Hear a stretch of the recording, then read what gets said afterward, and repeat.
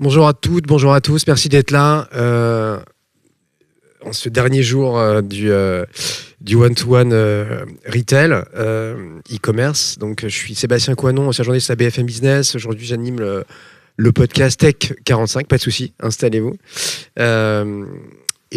Donc je reçois à ce titre toutes les semaines des entrepreneurs dont pas mal sont aujourd'hui exposants, notamment sur le village startup. Et on va parler aujourd'hui d'un thème qui monte et qui vous est peut-être cher. Alors on parle beaucoup effectivement de commerce conversationnel, parfois comme d'un simple nouveau canal et parfois comme d'une transformation qui sera a priori, on peut enlever le conditionnel, beaucoup plus profonde, une transformation de cette relation tripartite entre la marque, le client et désormais les agents.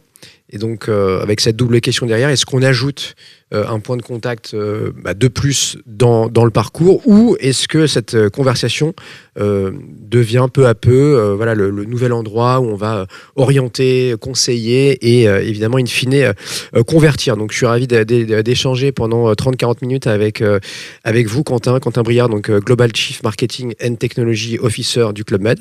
J'y suis arrivé d'une traite, en lisant quand même, mais... Non, c'est bon, c'est ça. Merci beaucoup. Merci Quentin. Donc effectivement, gros périmètre pour vous, mais passionnant de voir comment un joli groupe comme le Club Med a pris cette vague assez tôt. Ravi ensemble ce matin de revenir sur ce cas très concret de déploiement, d'apprentissage, d'automatisation progressive. Est-ce que vous n'avez pas fait ça comme ça pleine balle en fermant les yeux? Ça s'est fait de manière effectivement progressive, mais à cadence quand même assez rythmée, on va le voir, et avec une vraie montée en puissance. J'ai envie de dire by design pour vous à l'international, puisqu'on est sur un groupe qui est présent largement au-delà de nos frontières et depuis un certain temps maintenant. Donc Quentin, peut-être première question, on échange 20-30 minutes et après, n'hésitez pas, on se gardera peut-être 5 ou 10 minutes. Je suis sûr que notamment au premier rang, on aura peut-être une ou deux interrogations, pas pour moi, mais pour vous, Quentin. Première, là, celle-là, je la prends. À quel moment vous vous êtes dit au Club Med, Quentin, là, on n'est plus effectivement sur un petit gadget, mais vraiment sur quelque chose sur un sujet business structurant pour un groupe comme le vôtre? Alors, on a juste en rappel, on parle donc on n'est pas sur de l'agentique commerce encore, en direction en tout cas, mais ça va venir. Ça va venir. 2026. Voilà, c'est la direction et moi ça a été une certitude, une conviction forte en tout cas dès l'arrivée d'OpenAI. Donc on est sur un agent conversationnel sur WhatsApp qui a été lancé début 2024. Et le jour où je me suis dit que c'était pas un gadget, parce qu'on s'est posé la question, c'était vraiment une initiative, on n'avait pas vraiment on savait pas si ça allait prendre, pas prendre. Mais en fait, c'est quand on a commencé à déployer cet agent conversationnel et que l'adoption de WhatsApp a été très forte. Donc là, je parle pas de l'IA, mais déjà de WhatsApp comme canal de conversation auprès de nos clients. On est monté en moyenne, après 6 mois d'installation dans un pays, on est monté à 1/3 des conversations totales du Club Med, c'est-à-dire qu'elles soient téléphone, email ou WhatsApp. Donc WhatsApp représentait 1/3 des conversations déjà après 6 mois dans chaque marché où ça a été implémenté. C'est pour moi la montée la plus rapide d'un canal de communication au Club Med, tel que je l'ai vu, et je suis au Club Med depuis 26 ans, donc j'en ai découvert pas mal. La seule fois où ça a été plus vite, c'est WeChat en Chine, mais ça c'est une autre histoire. Et c'est resté en Chine. Et c'est resté en Chine. Donc voilà, c'est vraiment l'adoption, et peut-être le deuxième indicateur, c'est le taux d'automatisation, qui de la même manière, après 6 mois, est aussi monté à 1/3. Une coïncidence, mais les deux ensemble nous ont encouragés à scaler plutôt que de mettre de côté, puisqu'on a ce motto en interne qui est scale or fail, qui est extrêmement important, extrêmement dur humainement, parce que quand on lance quelque chose, on a toujours envie d'aller au bout. Si ça marche moyennement, on a envie de l'améliorer, alors qu'en fait, il faut le mettre de côté. D'autant plus aujourd'hui, parce qu'il y a 40 000 sujets, donc si ça marche pas, ça marche pas. Là, en l'occurrence, on s'est dit, c'est notre priorité en France.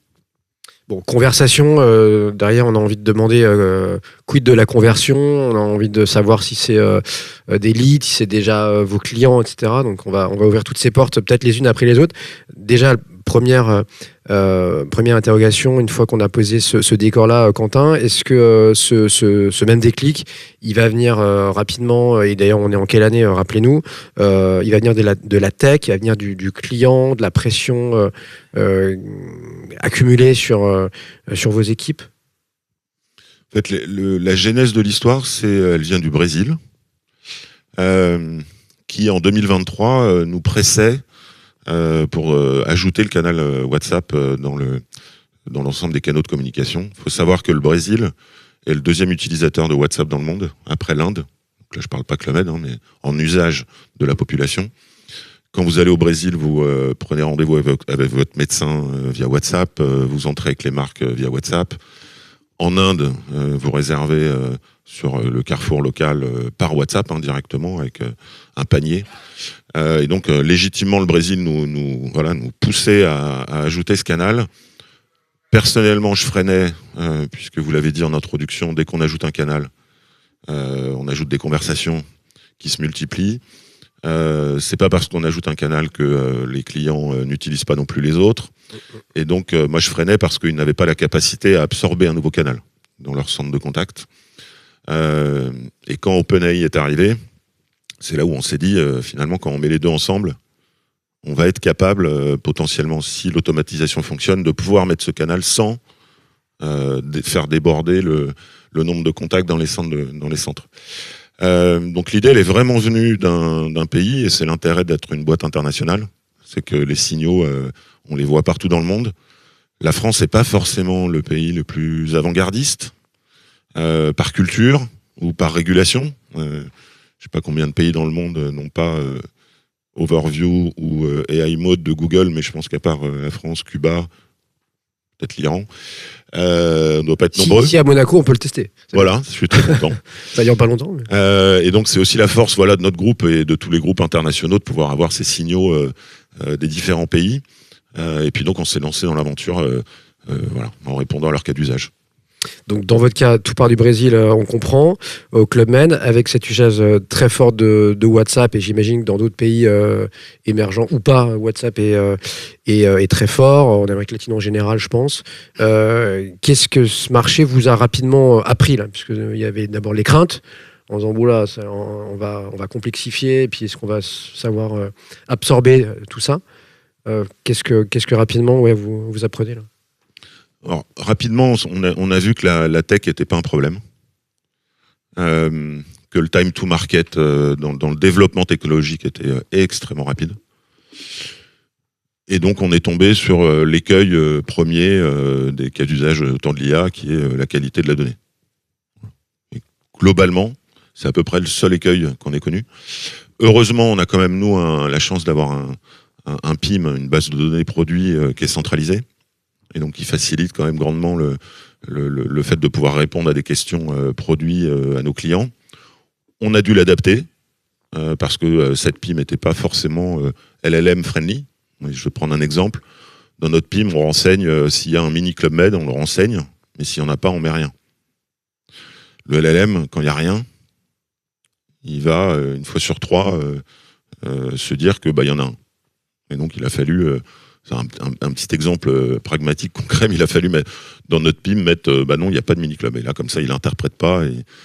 Donc, on a fait quelques adaptations. Et après, ce qu'on a appris, c'est qu'il fallait entraîner le modèle, changer le prompt, avec l'aide des locaux. C'est-à-dire qu'on a travaillé pendant 3 mois avec toutes les équipes brésiliennes. Tous les jours, elles promptaient sur l'agent conversationnel qu'on avait mis en place. Elles nous aidaient à ranker à la fois la langue, parce que même si ça traduit très bien, le Club Med ne traduit pas tout. Alors, le mot géo ne se traduit pas. Le mot mini-club ne se traduit pas. Et donc, il a fallu aussi, finalement, adapter notre modèle de traduction aux Brésiliens. Et puis, elle rankait aussi la pertinence de la réponse. Ça a duré 3 mois. Ça peut paraître long. Et finalement, ça a duré plus longtemps que le développement technologique de l'outil même. Je sais qu'au départ, vous avez commencé par analyser aussi tous les appels plus classiques, j'ai envie de dire, à l'ancienne, pour catégoriser, pour regarder où est-ce que vous pouviez automatiser, jusqu'où c'était possible de de pousser le curseur. On peut revenir sur cette phase-là? Ouais, c'était une étape préliminaire pour savoir si finalement on avait une capacité d'automatisation à terme suffisante pour pouvoir travailler ce cas d'usage. Donc on a pris l'ensemble des appels téléphoniques pendant 2 mois. On les a passés en speech to text. On les a catégorisés. On parle que du Brésil là toujours? Non, là on a fait... Au global? On a fait monde. Ok. On les a catégorisés. Et ensuite on a estimé, on a regardé si on avait la source de données disponible en semi-temps réel dans une base de données centralisée. Et en fait, on est quand même arrivé à des taux d'automatisation possibles, potentiels. On ne peut pas dire que c'est réel, hein, mais potentiels, de plus de 50%. On était, je crois, même à 60%. Notamment parce que 50% des appels sont à propos d'informations produits. Donc ça, typiquement, on est presque à un potentiel d'automatisation de 80-90%, parce qu'on le connaît, notre produit, on a notre base. Là où on pêche en automatisation, ou en tout cas en potentiel d'automatisation, c'est sur des questions sur le transport, qui sont des domaines extrêmement complexes, où il faudrait être relié à des systèmes GDS comme Amadeus, etc. Mais donc en potentiel d'automatisation, on était à plus de 60%. Et c'est là où on s'est dit, en fait, on y va, on peut le faire, et si on le fait bien, on y arrivera. Ça, c'était en modélisation. Et donc, ça, c'était en modélisation. Et donc après, quand on rentre dans le dur, quand on passe en prod, ça va donner le 30%. On est passé à 30% d'automatisation. Ouais. Là, on est en quelle année là? Là, on est en 2024-25. Okay. On a plafonné à 1/3 à peu près d'automatisation sur l'ensemble des marchés. Et ça, c'est à peu près équivalent. Okay. Ce qui n'est pas équivalent entre les marchés, j'y reviens, c'est que le taux d'adoption de WhatsApp même est très différent d'un marché à l'autre. WhatsApp, aujourd'hui, c'est plus de 50% des conversations totales Club Med qui se passent par WhatsApp. C'est la même chose en Angleterre, c'est la même chose en Afrique du Sud. C'est 70% Singapour et en Malaisie. Et c'est 15% en France. Voilà. Donc, et ça, c'est de l'adoption client. Hein. On le voit, WhatsApp n'est pas encore un canal prépondérant pour toutes les marques en France. Ça vient, quand même, ça monte en puissance. Air France a été un pionnier en la matière, d'ailleurs. Mais l'automatisation, par contre, quel que soit le pays, finalement, il y a des questions à peu près similaires. Les bases de données utilisées sont similaires. Donc, voilà, c'est neutre. Et donc, plus récemment, vous allez arriver à 50% d'automatisation. Comment ça va se faire, ça? On y est arrivé. Ça y est, depuis le mois de novembre. Okay. On a installé une version agentique de notre agent conversationnel grâce à la technologie qui est sortie l'an dernier. Précédemment, on fonctionnait comme dans un centre de contact avec un SVI, un serveur vocal interactif. Alors, au lieu que ce soit par la voix, c'était par l'écrit, puisqu'on a 3 agents, finalement, spécialisés, agents IA spécialisés. On a un agent IA qui est spécialisé sur la réponse à des informations produits. On a un agent IA qui est spécialisé sur la création de devis. Et on a un agent IA qui est spécialisé sur un moteur de recommandation. Vous partez au ski dans les Alpes, on a 15 resorts, lequel vous me recommandez parce que je suis une famille, j'ai envie de faire ci, j'ai envie de faire ça. Précédemment, il fallait taper 1, 2 ou 3 selon ce que vous vouliez faire. Et une fois que vous tombiez dans l'agence IA spécialisée, vous restiez dedans. Ce qui est incohérent en termes de parcours client, puisque quand vous commencez par des informations produits, ensuite idéalement, en tout cas, nous, on aimerait bien que ça... Et combien ça va me coûter, cette histoire-là, à la fin? Pardon? Oui, c'est exactement ça. Si on répond bien aux questions produits, non, ça doit arriver... Dans l'ordre, c'est j'inspire, voilà mon catalogue. Exactement. Et 3, le pricing. Potentiellement, j'inspire, je recommande, et puis je commence à vous préparer votre projet de vacances. Avec l'arrivée de l'agentique, on a monté un agent orchestrateur qui, lui, parle aux agents spécialisés et donc est capable de passer d'un agent à l'autre selon l'intention du prompt et de la question client. Et c'est ça qui nous a fait monter à 50%. Donc, c'est pas forcément une base de données supplémentaire qui nous permet de répondre à plus d'intentions.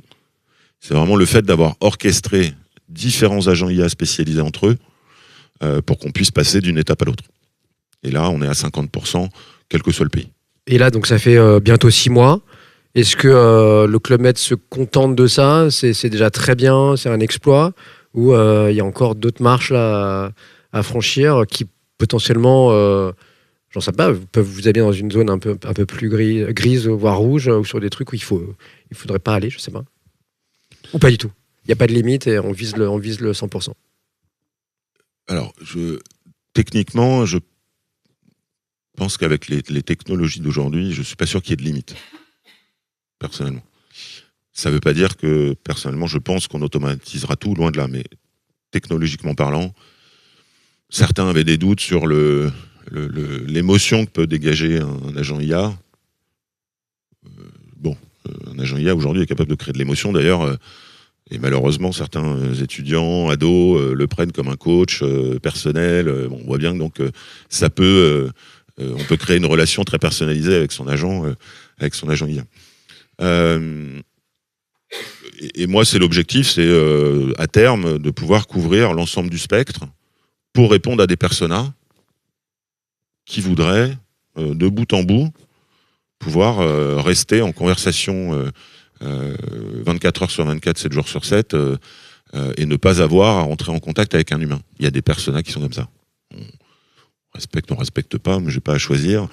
Comme il y a des personas qui souhaitent rentrer en contact humain et physique, et nous on a toujours des boutiques appartements à Paris, à Nice, à Cannes, parce qu'ils souhaitent vraiment échanger avec un humain, et dans ces cas-là, on les reçoit dans un appartement avec une cuisine, avec un café, un croissant, et je crois aux deux. Mais en tout cas, je pense qu'on peut aller vers un 100% d'automatisation. Là, cette année, ce qu'on va essayer de faire, c'est de tirer le parcours. C'est-à-dire que, on va essayer d'aller plus loin dans la proposition de devis.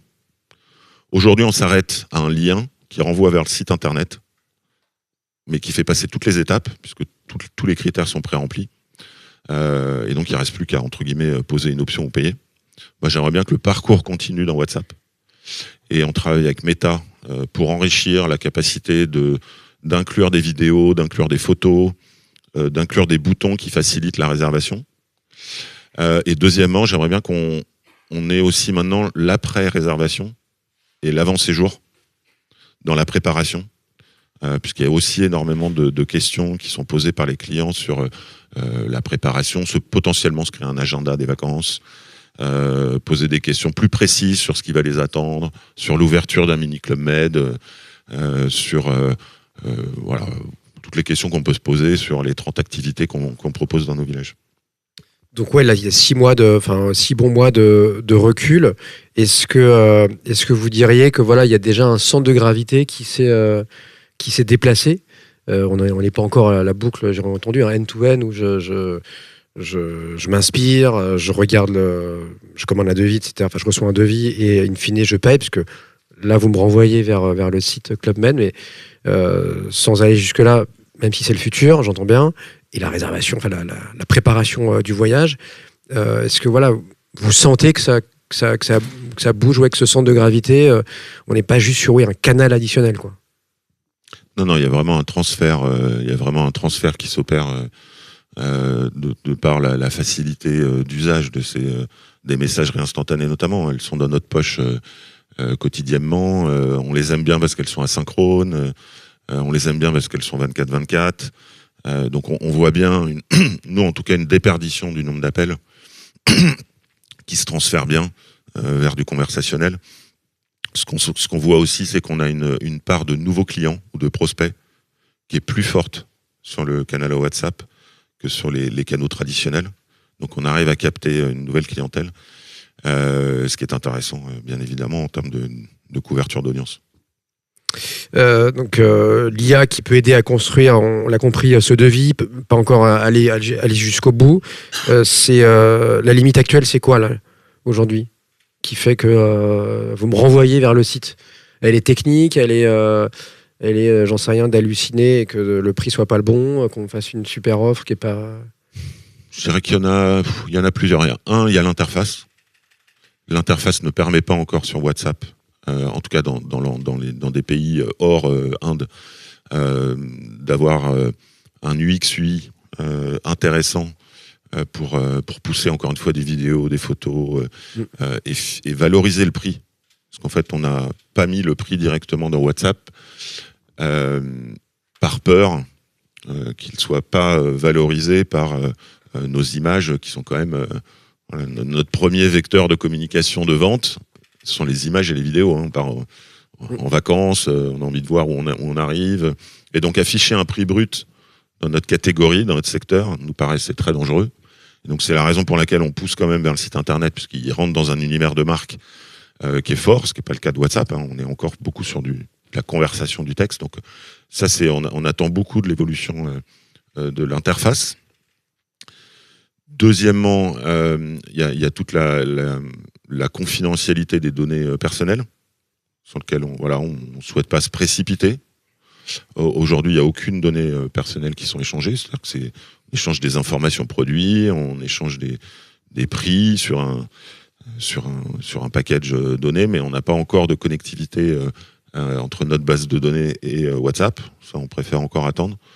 Et puis, il y aura le paiement, qui sera la dernière étape, même si Meta avance quand même beaucoup sur le sujet, a déjà cette option de paiement dans quelques pays. Voilà. Mais je dirais qu'il n'y a pas, j'ai pas d'urgence sur le sujet. Je pense qu'on a encore beaucoup d'optimisation et puis on a déjà atteint des niveaux importants. Donc on va y aller progressivement dans les prochains mois, dans les prochaines années. Et sur la partie tech, puisqu'on WhatsApp, bon, c'est un canal, on voit qu'en France c'est pas le Brésil, hein, on en est loin, mais sur la partie tech, c'est 3 agents, ce 4e orchestrateur. Ça fonctionne comment? Vous êtes agnostique? Il y a plusieurs LLM derrière qui vous aident, ou vous êtes associé, marié entre guillemets à une technologie en particulier? Aucun mariage. Vous êtes libre? Agnostique. Okay. C'était un parti pris dès le début, on peut travailler avec tout le monde. On a démarré avec Claude en 2024. On est passé sur GPT 3.5. Après, on est passé sur 4O. Si demain, il faut passer sur Mistral, on passera sur Mistral. Et s'il faut que l'agent recommandation soit Gemini et l'agent qui répond aux informations produits soit Claude, on le fera. C'est pas le plus dur dans l'évolution, très franchement, par rapport à la stack technologique qu'on a choisie. Et c'est plutôt une bonne nouvelle parce que les choses évoluent tellement vite. On choisit aussi des modèles à bas prix quand la chose demandée n'est pas très poussée. Ça sert à rien d'aller chercher du GPT-5 ou du Claude 4.6 qui ont quand même des coûts au token qui sont élevés. Je crois qu'on a encore des agents qui fonctionnent avec du 3.5 de GPT, parce que franchement, ce qu'on demande au LLM est très simple. Donc voilà, mais on continuera d'évoluer. Et sur votre modèle, il est quand même assez singulier. Club Med, on peut le rappeler. Enfin, je ne sais pas dans quelle mesure vous pouvez donner les chiffres, mais vous êtes quand même en vente directe massive. Donc c'est un luxe quand même en 2026 de se dire que vous n'êtes pas forcément dépendant des plateformes qu'on connaît tous dans l'univers voyage, tourisme. C'est un luxe, mais ça a été un combat, un effort de longue haleine, un combat, j'imagine, de 20 ans. On est effectivement à 72% de distribution directe. Alors, c'est un choix qui était lié aussi au fait que Club Med, il y a 20 ans, était proche de la banqueroute. Hein. On n'était pas loin de ne plus exister. On avait moins de 2% de marge, ce qui, dans le tourisme, vous fait pas passer une crise. Hein. Et on en vit une extrêmement importante dans le monde du tourisme ces derniers jours. Donc, quand on était à 2% de marge, il suffit qu'il y ait une crise dans le monde, un tsunami, un événement géopolitique et en tomber dans le rouge le lendemain. Et donc, il était évident de privilégier dans ces cas-là la vente directe et puis aussi de construire la marque, l'equity de la marque Le Med, qui avait un peu perdu de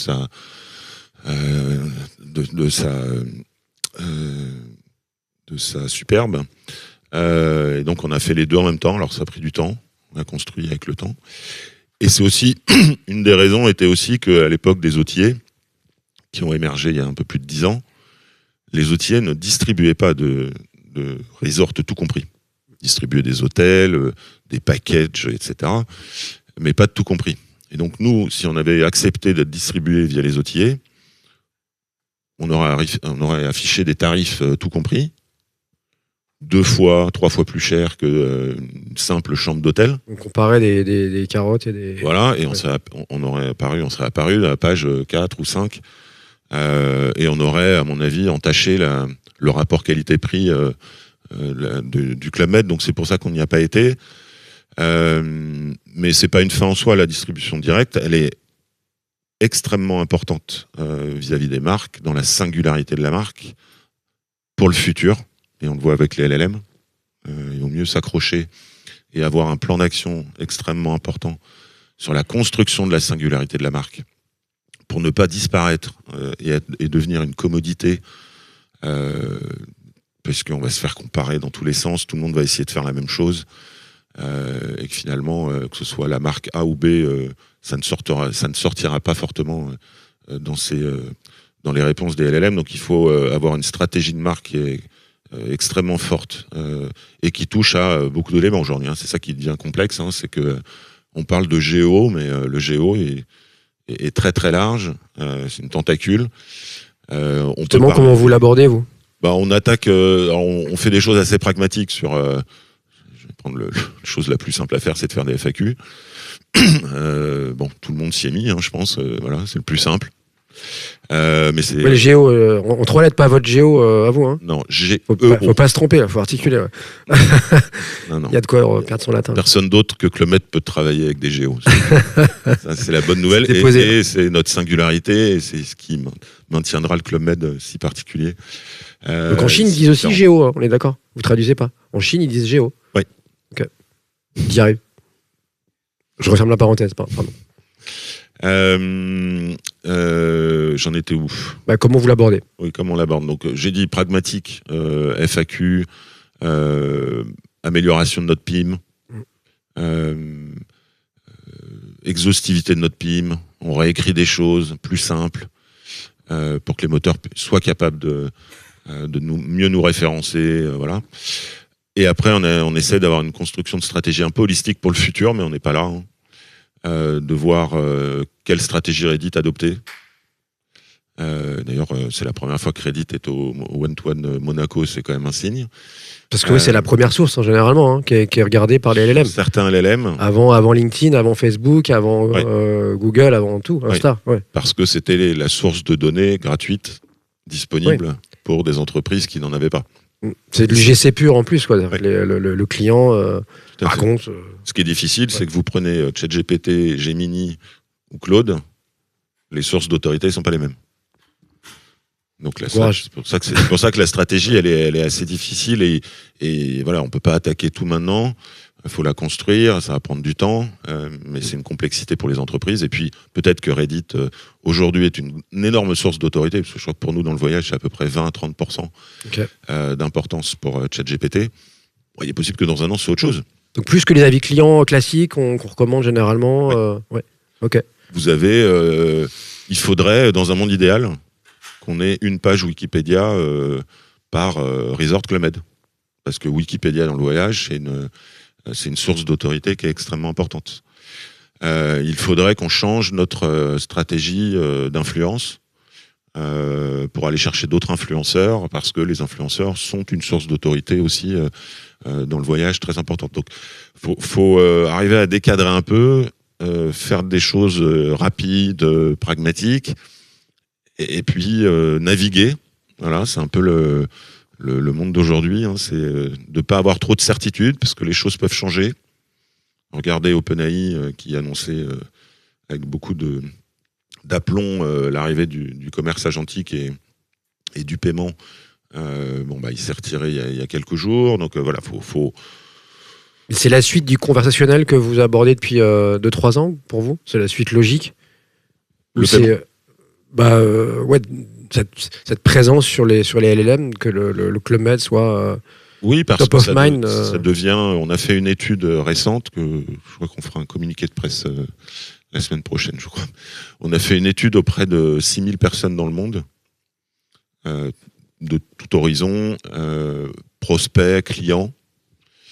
Et les chiffres sont éloquents. 70% des gens utilisent les LLM dans leur préparation de projets de vacances. 50% les utilisent pour comparer des prix.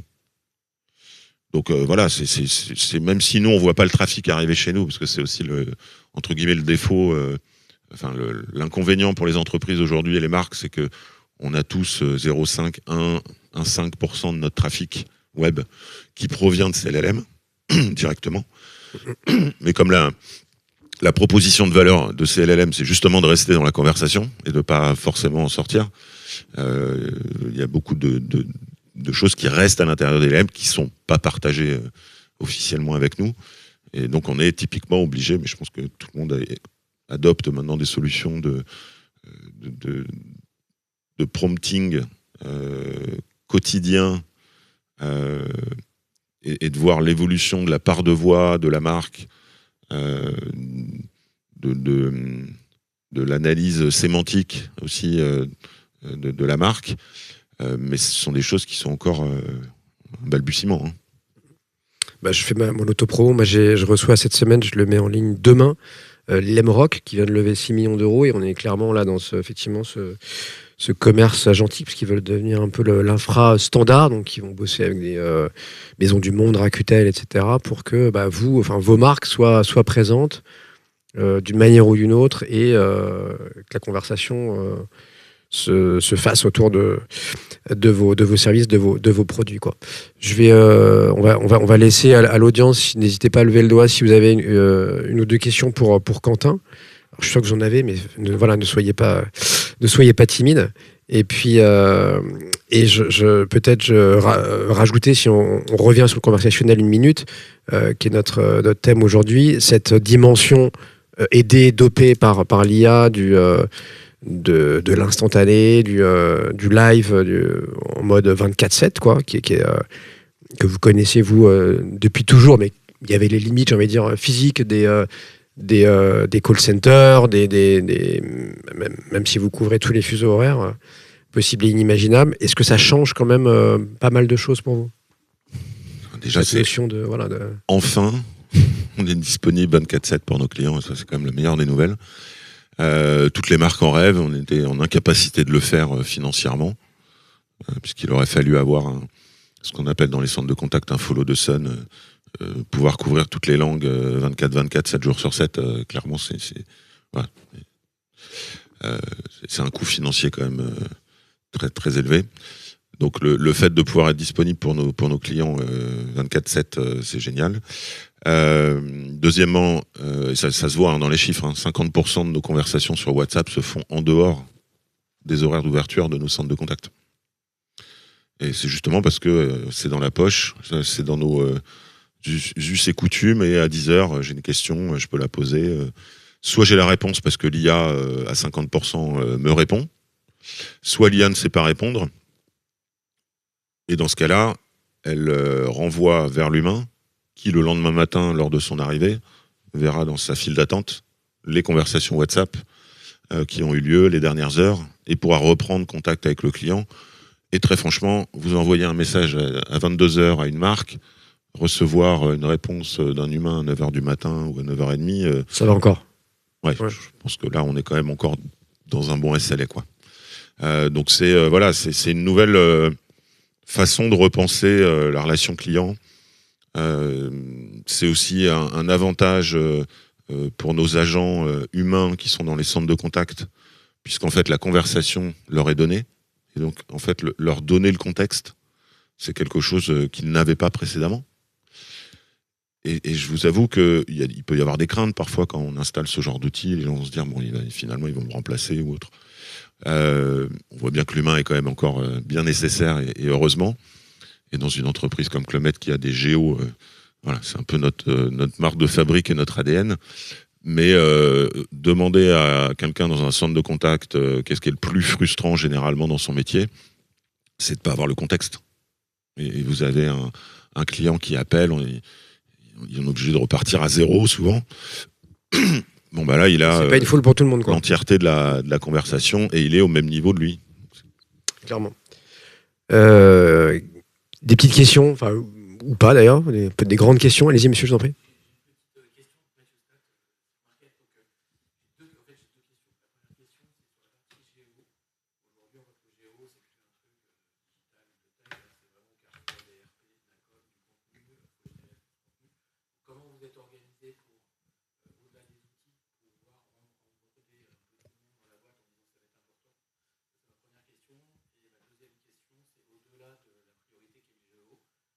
Ça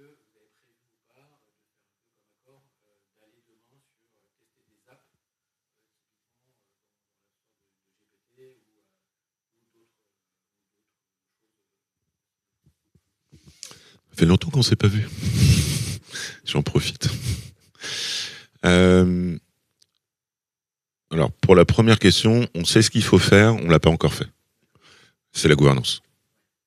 Clairement, on n'a pas, on a une gouvernance assez classique qui fonctionnait bien jusqu'à présent, où l'influence est d'un côté, où l'achat média est de l'autre côté, où le référencement est de l'autre côté. Bon, tout ça, quelque part un peu siloté, même si on pouvait orchestrer avec de la coordination. Mais là, il faut vraiment passer à une gouvernance très différente pour adresser l'ensemble de ces sujets, parce qu'encore une fois, le géo, c'est vraiment... quand le géo est apparu l'année dernière, on s'est tous dit finalement, bon, c'est du SEO, faut changer quelques éléments, mais on devrait s'en sortir, et finalement, c'est pas un bouleversement. Mais je pense on voyait que la face émergée de l'iceberg. C'est beaucoup plus profond que ça, et effectivement, ça va changer la gouvernance ou les organisations, je sais pas. Je dirais plutôt la gouvernance. C'est une certitude. Et autant on sait qu'il faut le faire, autant on n'a pas à démarrer, hein, pour être honnête. C'est ce sur quoi on va s'atteler cette année.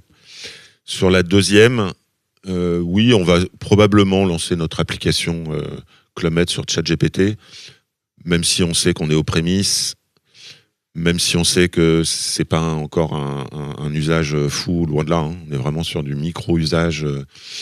Mais on va le faire uniquement pour, en tout cas à ce stade-là, pour tester techniquement, pour apprendre à nos équipes techno comment ça fonctionne. Est-ce que notre MCP fonctionne bien aussi, voilà. Donc c'est plutôt de la découverte presque technique, parce que je crois qu'on n'a même pas droit à récupérer les informations échangées derrière, ce qui est quand même assez lunaire, hein, si je peux me permettre, puisque c'est notre application, des clients qui viennent échanger avec nous et on est incapable d'analyser ce qui se passe. Bon, ça va sûrement changer dans les prochains mois. Donc c'est plutôt un stade technique à ce stade. Merci. Autre question pour Quentin, oui.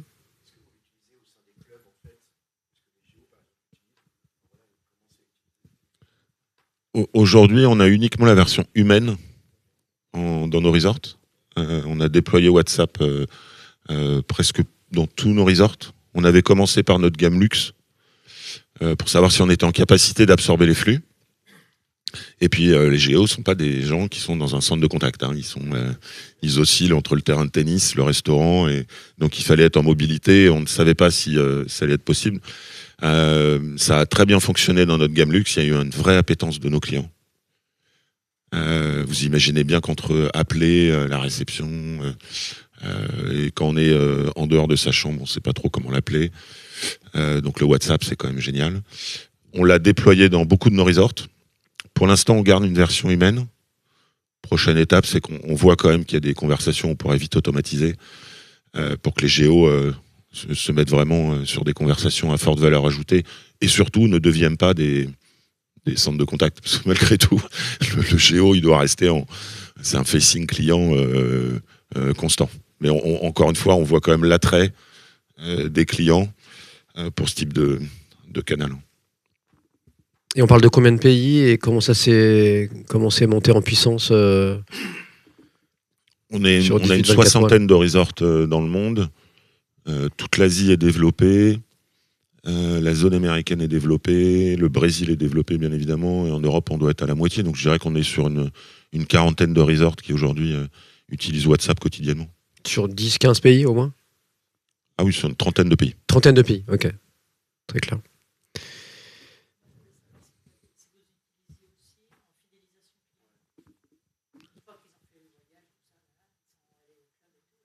Pas encore. Je rêve... moi, si je me projette à 3 ans, j'aimerais bien que WhatsApp faut jamais se projeter, quelle que soit la messagerie instantanée ou l'agent de la marque dans 3 ans, parce que finalement, c'est à peu près la même chose. Hein. Discuter sur WhatsApp ou discuter sur un agent IA de la marque demain, là, en tout cas, l'expérience sera la même. J'aimerais beaucoup qu'on soit sur un concierge. Et je trouve que la conciergerie, le clienteling, parce qu'on parle de fidélisation, était un domaine qui était exclusivement réservé au luxe.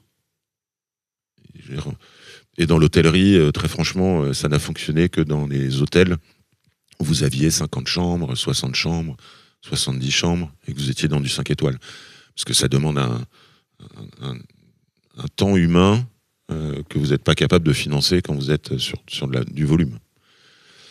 Club Med, on est sur des resorts qui sont haut de gamme, mais où on a, décidément, mais où on a 400 chambres. Et donc avoir ce niveau d'individualisation, de personnalisation est impossible. Quand on est dans une boutique Club Med, elle gère un portefeuille client qui est beaucoup plus important en nombre qu'une maison peut faire dans une de ses boutiques. Et je trouve que ça ouvre la porte, on n'y est pas du tout, mais en tout cas en vision, en conviction, c'est que si on pouvait offrir à nos clients un concierge demain, ça avec l'IA, supporté avec l'IA, ça semble pouvoir possible. Ouais. Ça semble possible. Ouais. Voilà. Et ça veut dire qu'on pourrait faire de la conciergerie at scale, ce qui serait une nouveauté et un apport, un bénéfice client extrêmement important, je trouve. Mais pour répondre du coup et reprendre la question de madame, c'est quoi, c'est une barrière réglementaire, tech, c'est un non-choix Déjà, on peut pas tout faire. Hein. Oui. Si je pouvais mettre en application tout ce que j'ai envie. Après, vous les fidélisez bien évidemment autrement. Enfin, ils reçoivent des mails, des... Oui, par les appels, par... S'ils réservent un an à l'avance, ils ont Bien sûr. Et puis, il y a une relation extrêmement forte. En tout cas, en France, il y a une relation extrêmement forte entre nos clients et leurs conseillers, qui les connaissent parfaitement, qui vont leur conseiller la nouveauté à tester. Mais je dirais que ça peut pas être fait à l'individu aujourd'hui parce qu'encore une fois, elles ont un portefeuille client qui est trop important. Ouais. Et donc, on se concentre un peu à l'instar de l'hôtellerie qui ont leurs 50 chambres. Nos conseillers se concentrent sur nos Platinum, nos Gold dans le programme de fidélité où elles ont vraiment cette proximité-là. Mais je pense que demain, avec soit des outils conversationnels renforcés avec de l'IA, on va être capable de les connaître parfaitement, parce qu'en fait, la personnalisation, c'est la connaissance de l'historique. Et la connaissance de l'historique, l'IA, elle est capable de bien l'appréhender et de tendre, en tout cas, vers de la conciergerie avec du volume. Merci mille fois pour ce partage d'expérience, Quentin. C'était fort intéressant. Je pense que l'audience partagera ce point de vue. Merci à tous. Bonne fin de matinée et à bientôt. Merci.